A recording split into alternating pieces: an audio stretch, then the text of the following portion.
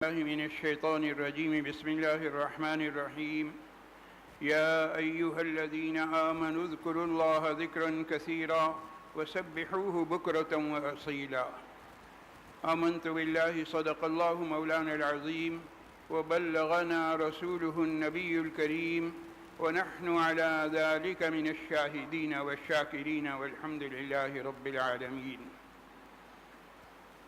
حضرات گرامی، گزشتہ روز جو معروضات پیش کی گئی تھیں ان کا خلاصہ یہ کہ جسمانی امراض کا روحانی علاج بتایا گیا تھا، قرآنی علاج بتایا گیا تھا کہ فلاں فلاں امراض میں فلاں فلاں ڈاکٹروں نے اور فلاں فلاں لوگوں نے ان چیزوں سے علاج کیا، اور وہ علاج قدرتی چیزوں سے، اللہ کی دی ہوئی نعمتوں سے، زیتون سے اور انجیر سے علاج کیا گیا، اور مزید دیگر باتوں کا تذکرہ گزشتہ روز تھا. تو گزشتہ روز امراض جو جسمانی ہوتے ہیں ان کے قرآنی علاج کا تذکرہ تھا. آج کی نشست میں بھی علاج کا تذکرہ ہے، لیکن جسمانی امراض نہیں، ظاہری امراض نہیں، بلکہ باطنی امراض. باطنی امراض کیا ہوتے ہیں؟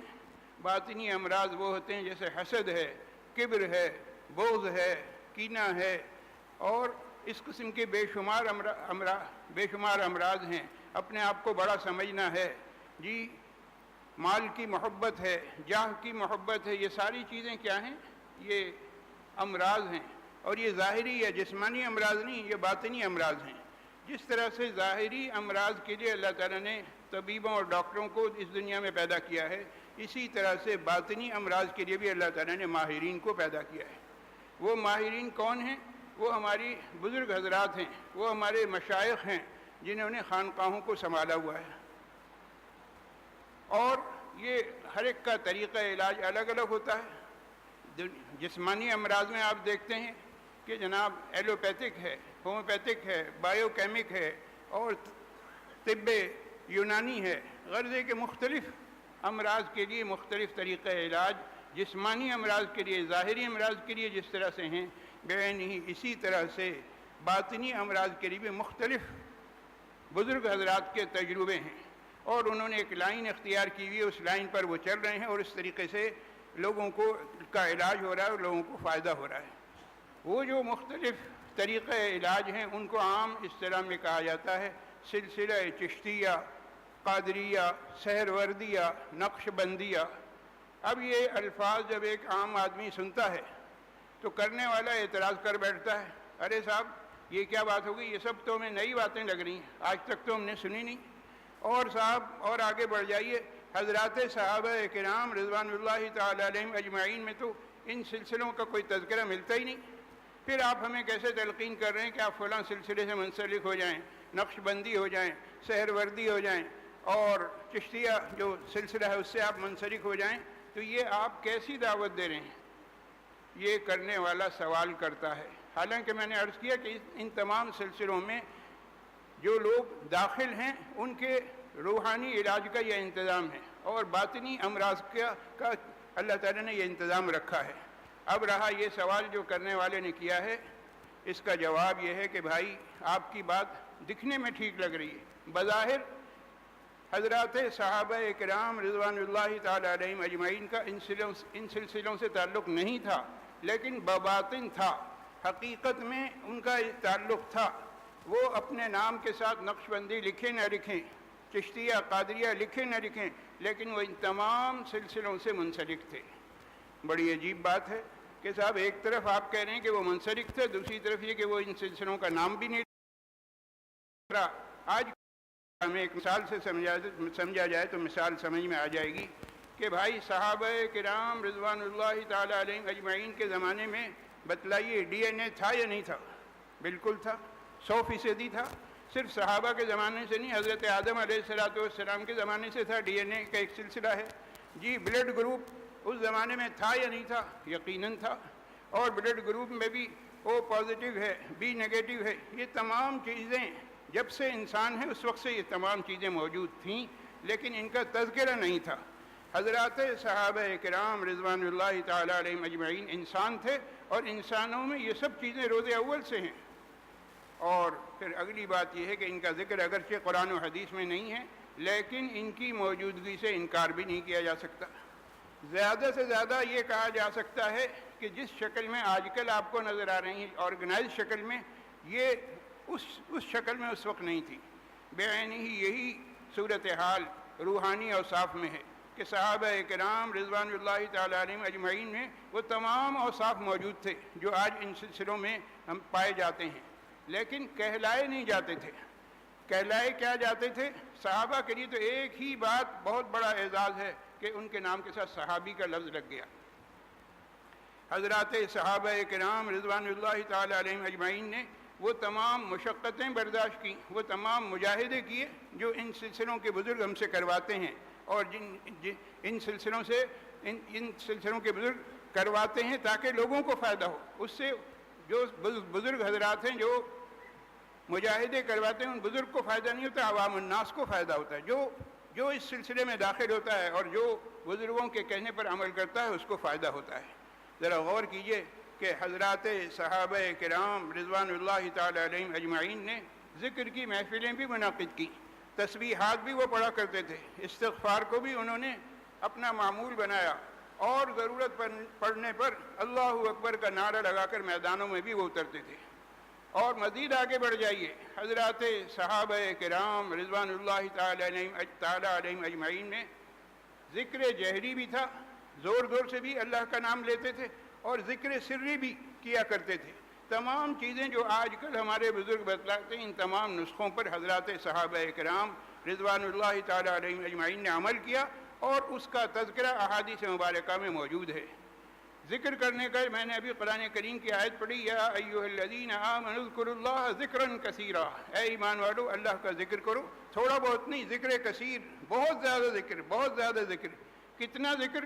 اتنا اللہ کا نام لو کہ لوگ تمہیں دیوانہ سمجھنے لگیں، پاگل سمجھنے لگیں، اتنا اللہ کا نام لو، اذکروا اللہ ذکرا کثیرا۔ اور پھر فرمایا وسبحوہ بکرۃ واصیلا، اللہ کا ذکر مختلف انداز میں ہو سکتا ہے، کلمہ طیبہ پڑھ کر بھی، قرآن کریم کی تلاوت کی صورت میں بھی، اور دیگر استغفار کی صورت میں بھی، لیکن خاص طریقہ بتایا کہ اللہ کی تسبیح بیان کرو، اللہ کی پاکی بیان کرو، وسبحوہ بکرۃ واصیلا، صبح اور شام اللہ کی پاکی بیان کرو۔ اور اللہ کی پاکی بیان کرنے کا طریقہ کیا ہے؟ سبحان اللہ سبحان اللہ سبحان اللہ، اس کا ورد کرو، اور ایک تسبیح صبح اور ایک تسبیح شام، سبحان اللہ الحمدللہ اللہ اکبر، ان سب کا ہر ایک کی ایک ایک تسبیح اپنے لیے معمول بنا لو، تو یہ کہلائے گا ذکر کثیر۔ تو اس احادیث مبارکہ میں اس کا تذکرہ ملتا ہے کہ حضرات صحابہ کرام رضوان اللہ تعالی علیہم اجمعین ذکر میں مشغول تھے، حلقہ بنا کر بیٹھے ہوئے تھے۔ جناب نبی کریم صلی اللہ علیہ وسلم تشریف لائے اور سوال کیا کہ تم سب مل کر کیا کر رہے تھے؟ ہم نے عرض کیا کہ اجتماعی شکل میں ہم ذکر کر رہے تھے، نذکر اللہ، ہم اللہ کا ذکر کر رہے تھے۔ آج اس اجتماعی ذکر پر بدعت کے فتوے لگ جاتے ہیں کہ صاحب یہ کہاں سے آپ نے نیا نکال لیا۔ بھائی یہ نیا نہیں، یہ بہت پرانا ہے۔ نبی کریم صلی اللہ علیہ وسلم نے حضرات صحابہ کرام رضوان اللہ تعالی علیہم اجمعین سے پوچھا، اور یہ فرمایا کہ کیا تم اس بات پر اللہ کی قسم کھا سکتے ہو، قسم کھا کر کہہ سکتے ہو کہ واقعی تم اللہ کا ذکر کر رہے تھے؟ صحابہ نے عرض کیا کہ یا رسول اللہ صلی اللہ علیہ وسلم، یقیناً ہم قسم کھا سکتے ہیں کہ ہم اللہ کا ہی ذکر کر رہی تھی۔ اللہ کے رسول صلی اللہ علیہ وسلم نے ارشاد فرمایا کہ دیکھو، میں نے تم سے جو قسم کھانے کے لیے کہا تو اس کا یہ مطلب نہیں تھا کہ مجھے تم سے کوئی بدگمانی تھی، نہیں، بلکہ اصل بات یہ ہے کہ ابھی ابھی جبرائیل امین میرے پاس آئے تھے، اور انہوں نے مجھے بشارت دی کہ اللہ تعالیٰ کو تو اپنے ان بندوں کا یہ عمل اتنا پسند آیا، اتنا پسند آیا، اللہ تعالیٰ اتنے خوش ہیں کہ جس طرح سے تم اجتماعی شکل میں ذکر کر رہے ہو، بندوں اللہ کے بندے تمہیں دیکھ رہے ہیں اور تمہارے ساتھ شریک ہیں، بیانی اسی طرح سے اللہ تعالیٰ تمہارا تذکرہ فرشتوں کی محفل میں کر رہے ہیں۔ اعلیٰ محفل میں تمہارا تذکرہ ہو رہا ہے، کس بنیاد پر؟ کہ تم یہاں دنیا میں اللہ کے ذکر میں لگے ہوئے ہو۔ یہ صحیح مسلم شریف کی حدیث ہے، اور کہنے کا مقصد یہ کہ اس روایت کو کوئی چیلنج نہیں کر سکتا۔ معلوم ہوا کہ اجتماعی ذکر کا یہ عمل اللہ کو بہت پسند ہے، اور یہی کام ان چاروں سلسلوں میں ہو رہا ہے۔ لا الہ الا اللہ کی ضربیں لگوائی جاتی ہیں، اللہ اللہ بلند آواز سے کہلوایا جاتا ہے۔ کیوں کہلوایا جاتا ہے؟ اللہ کا نام بلند آواز سے اس لیے لیا جاتا ہے تاکہ اللہ کا نور ہمارے دل میں اتر جائے، اور ہمارے دلوں میں جو فسق و فجور کی گندگی ہے، غلاظت ہے، وہ غلاظت باہر نکل جائے۔ تو اللہ کا ذکر کرنا، لا الہ الا اللہ کا تذکرہ کرنا، اور دیگر جتنے بھی ذکر و اذکار ہمارے اکابرین بتاتے ہیں ان تمام پر عمل کرنا، یہ کسی خاص خطے مقام کے ساتھ مخصوص نہیں ہے، یہ روحانی طریقہ علاج ہے۔ اور آخر میں ایک بات پہ اور غور کر لیجئے کہ صحابہ کرام رضوان اللہ تعالی علیہم اجمعین میں کتنے لوگ تھے جو حافظ قرآن تھے؟ کسی صحابی کے نام کے ساتھ آپ کو نظر آیا کہ حافظ ابو ہریرہ جی، اور جناب علی، حافظ عبداللہ ابن مسعود، حافظ عبداللہ ابن عمر؟ نہیں نظر آتا۔ اور اسی طرح سے عالم تھے، اسی طرح سے مفتی تھے، غرض ہے کہ وہ تمام خوبیاں موجود تھیں، لیکن ایک بہت بڑی خوبی ایسی کہ وہ سب پر حاوی ہے۔ ان کے لیے ایک خوبی ہی کافی ہے کہ وہ صحابی تھے، سرکار دو عالم صلی اللہ علیہ وسلم کی زیارت سے مستفید ہوئے تھے۔ یہ بہت بڑا اعزاز ہے، اور اتنے بڑے اعزاز کے بعد باقی چیزوں کے تذکرے کی کوئی ضرورت نہیں۔ معلوم ہے کہ حضرات صحابہ کرام رضوان اللہ تعالی علیہم اجمعین میں یہ تمام اوصاف موجود تھے، ان کا تذکرہ نہیں ہوتا، اور تذکرہ نہ ہونے کا یہ مطلب نہیں کہ وہ ان صفات سے محروم تھے۔ اللہ کے رسول صلی اللہ علیہ وسلم نے حضرات صحابہ کرام رضوان اللہ تعالی علیہم اجمعین کی تربیت کی، باقاعدہ ان پر محنتیں کی، اور جو رسول اللہ صلی اللہ علیہ وسلم نے اپنے صحابہ پر محنت کی وہ سلسلہ آگے چلتا رہا۔ صحابہ نے تابعین، تابعین نے تبع تابعین، غرض ہے کہ سلسلہ چلا آ رہا ہے، اور اسی سلسلے میں یہ بزرگ حضرات ہیں جو محنتیں کر رہے ہیں۔ کس کام کے لیے؟ تاکہ لوگوں کے دل جو ہیں وہ صاف ہو جائیں، دل سے کدورت نکل جائے، دل پاک و صاف ہو جائے، اور دل میں اللہ کا نور آ جائے۔ اس سلسلے کی یہ کوششیں ہیں، اور ان کوششوں میں ہمیں خود بھی حصہ لینا چاہیے اور دوسروں کو بھی ترغیب دلانی چاہیے، بجائے اس کے کہ اعتراضات کریں۔